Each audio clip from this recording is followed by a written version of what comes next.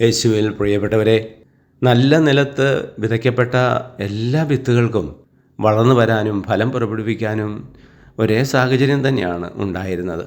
പക്ഷേ ഫലങ്ങളിൽ വ്യത്യസ്തതയുണ്ട്. ചിലത് 30, ചിലത് 60, ചിലത് 100 മേനി ഫലമാണ് പുറപ്പെടുവിച്ചത്.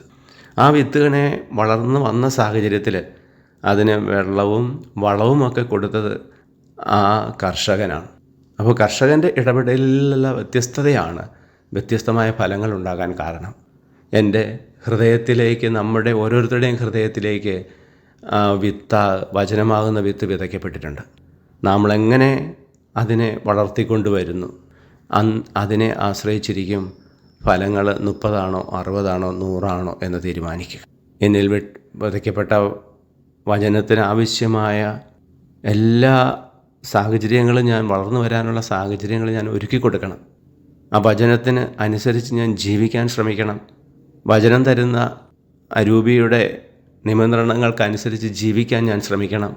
പ്രചോദനങ്ങളോട് സഹകരിക്കണം. അപ്പോഴാണ് അതിന് നല്ല ഫലങ്ങൾ പുറപ്പെടുവിക്കാൻ സാധിക്കുക. നമ്മുടെ കർത്താവ് യേശു മിശിഹായുടെ കൃപയും പിതാവായ ദൈവത്തിൻ്റെ സ്നേഹവും പരിശുദ്ധാത്മാവിൻ്റെ സഹവാസവും നാം എല്ലാവരോടും കൂടെ ഉണ്ടായിരിക്കട്ടെ, ഇപ്പോഴും എപ്പോഴും എന്നേക്കും. ആമേൻ.